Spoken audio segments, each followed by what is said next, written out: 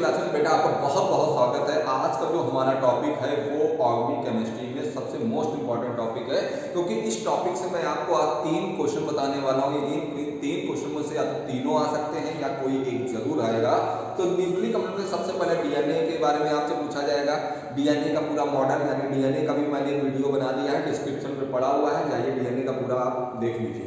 आओ क्या बात इसमें आ सकता है, एक आ सकता है बेटा क्वेश्चन आ सकता है न्यूक्लियोसाइड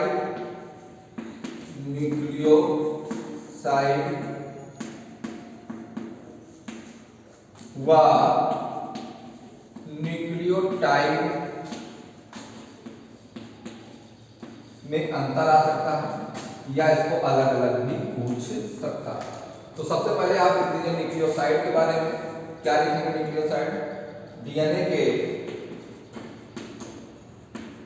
एक न्यूक्लियोसाइड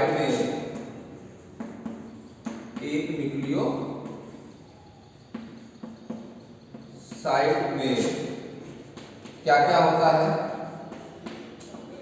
डीऑक्सी राइबोस पेंटोस शर्करा और नंबर 2 होता है नाइट्रोजनी समाक्षार।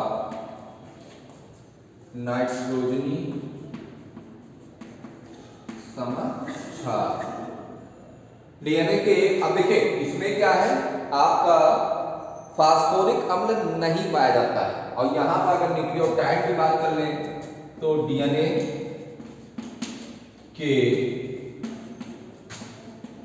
एक न्यूक्लियोटाइड में डीएनए के एक न्यूक्लियोटाइड में क्या क्या होगा?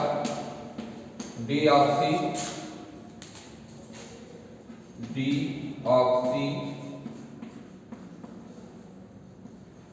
राइबोस पेंटोस शर्करा। नंबर 2 नाइट्रोजनी समाक्षार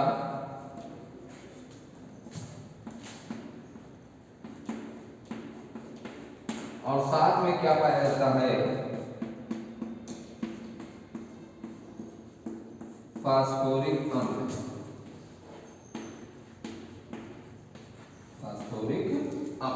ठीक है, तो ध्यान रखिएगा अगर न्यूक्लियोसाइड और न्यूक्लियोटाइड को पूछ रहा है तो एक डीएनए के एक न्यूक्लियोसाइड में डीऑक्सीराइबोस शर्करा पेंटोस शर्करा और साथ में आपको क्या मिलेगा? नाइट्रोजनी समाक्षार मिलेगा। और डीएनए न्यूक्लियोटाइड पूछता है तो डीएनए के एक न्यूक्लियोटाइड में डीऑक्सीराइबोस पेंटोस शर्करा और साथ में आपको फास्फोरिक अम्ल व नाइट्रोजनी समाक्षार आपको इसमें मिलेगा। देखिए इस तरह के प्रश्न अक्सर पूछे जाते हैं, आप उठाइए आंसर और देख लीजिए आपको मिल जाएंगे। इसके बाद हम बात करेंगे डीएनए की फिंगरप्रिंटिंग के बारे में। वेरी मोस्ट इंपॉर्टेंट है, ऐसे प्रश्नों को पूछा जाना स्वाभाविक सी बात है। तो देखिए डीएनए फिंगरप्रिंटिंग क्या होता है, स्क्रीनशॉट ले लीजिए, आपको ले लिए। चलिए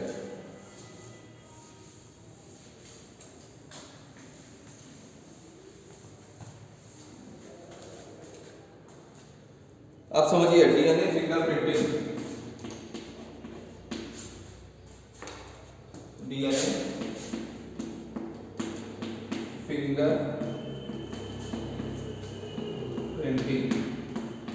डीएनए फिंगरप्रिंटिंग क्या होता है? जैसे आप ऐसे समझ रहे हो डीएनए फिंगरप्रिंट को कि प्रत्येक डीएनए में एक 3 का क्या होता है? कोड होता है। और सरल तरीके से बताएं तो बेटा डीएनए देखिए, मान लीजिए जैसे कोई अपराध हो जाता है, कोई आपको मान लीजिए कोई आपकी मतलब किसी व्यक्ति की हत्या हो गई या किसी व्यक्ति का रेप हो गया, किसी भी फीमेल का, या कहीं भी कोई बच्चा खो गया है, ठीक है, तो हम उसको कैसे पहचानेंगे कि वो व्यक्ति वहां पर था या वो बच्चा जो है वो उन्हीं जो जनक है यानी जो पेरेंट्स हैं उन्हीं का है। तो इसको हम डीएनए फिंगरप्रिंटिंग के द्वारा देखते हैं।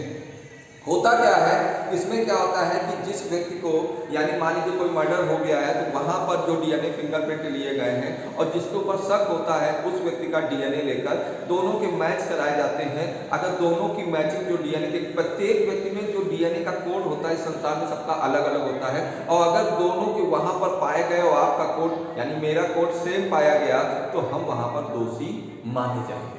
बात समझ में आ रही है। इसी तरह मैं आपको एक बहुत बढ़िया आज एक छोटी सी स्टोरी सुना रहा हूँ।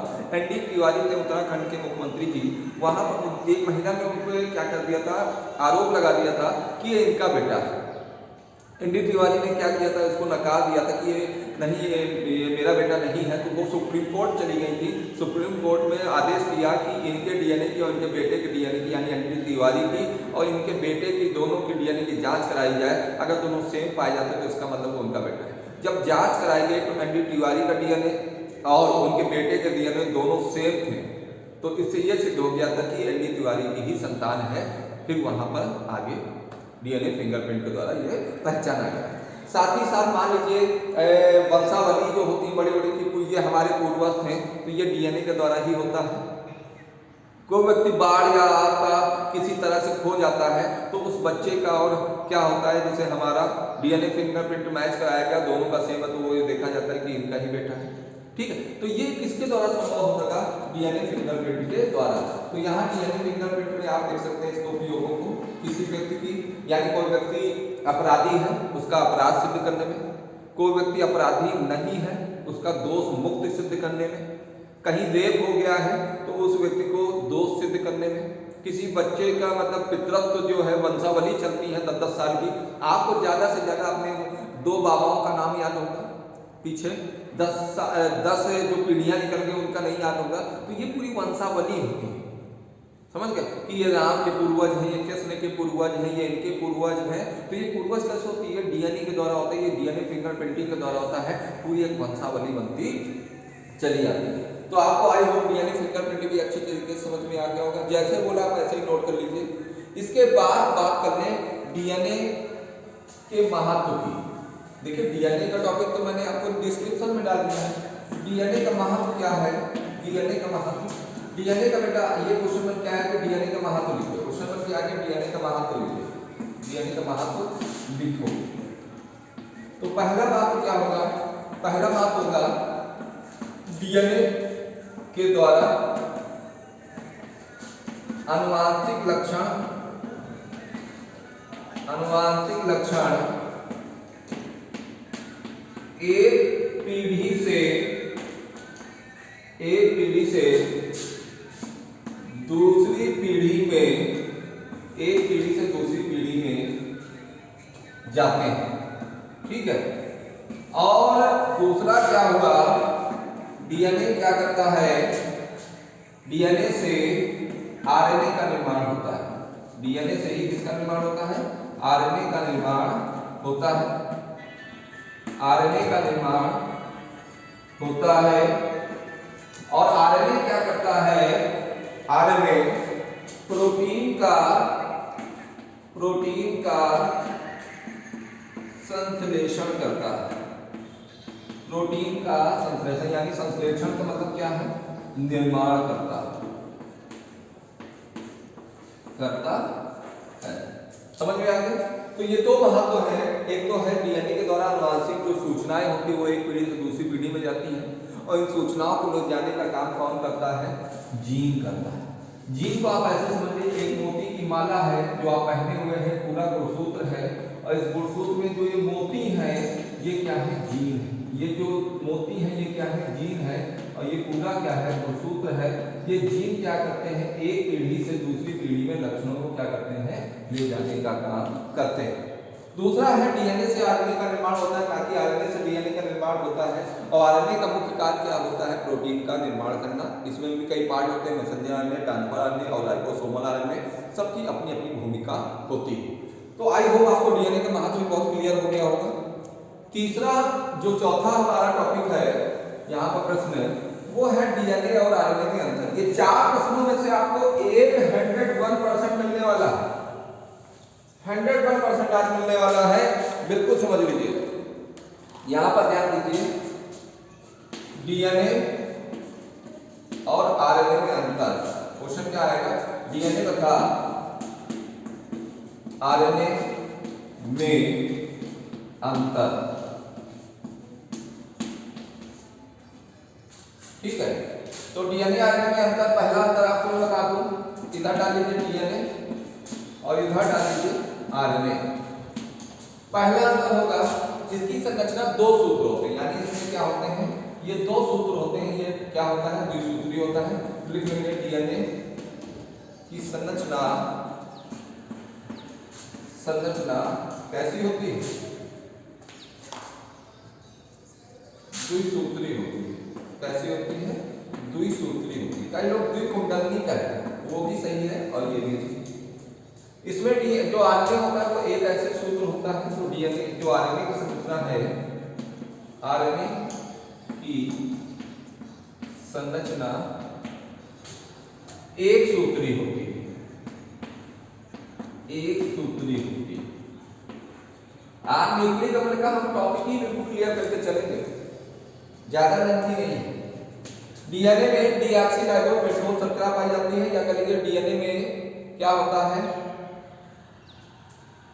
इसमें डीएनए में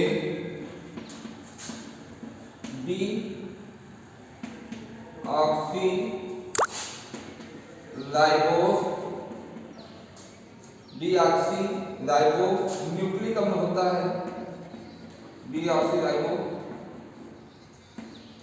न्यूक्लिक अम्ल होता है। और इसमें क्या होता है, आरएनए में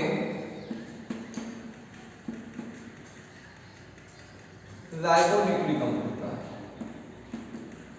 राइबोन्यूक्लिक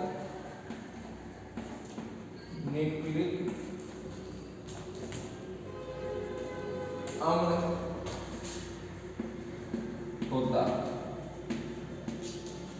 नंबर 3 क्या होगा, डीएनए से आरएनए का निर्माण होता है, डीएनए से आरएनए का निर्माण होता है। और यहां क्या लिखेंगे, आरएनए से डीएनए का निर्माण नहीं होता है।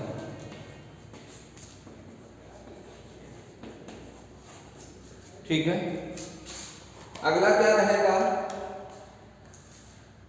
इसका स्क्रीनशॉट ले लिया आप लोगों ने। चौथा देखिए क्या होगा, मैं यहां लिखता हूं चौथा अंतर। अब देखिए डीएनए में नाइट्रोजनी समाचार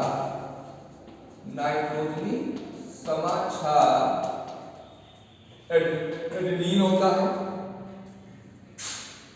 ग्वानिन होता है, साइटोसिन होता है और थाइमिन होता है। एडेनिन, ग्वानिन, साइटोसिन और थाइमिन होता है।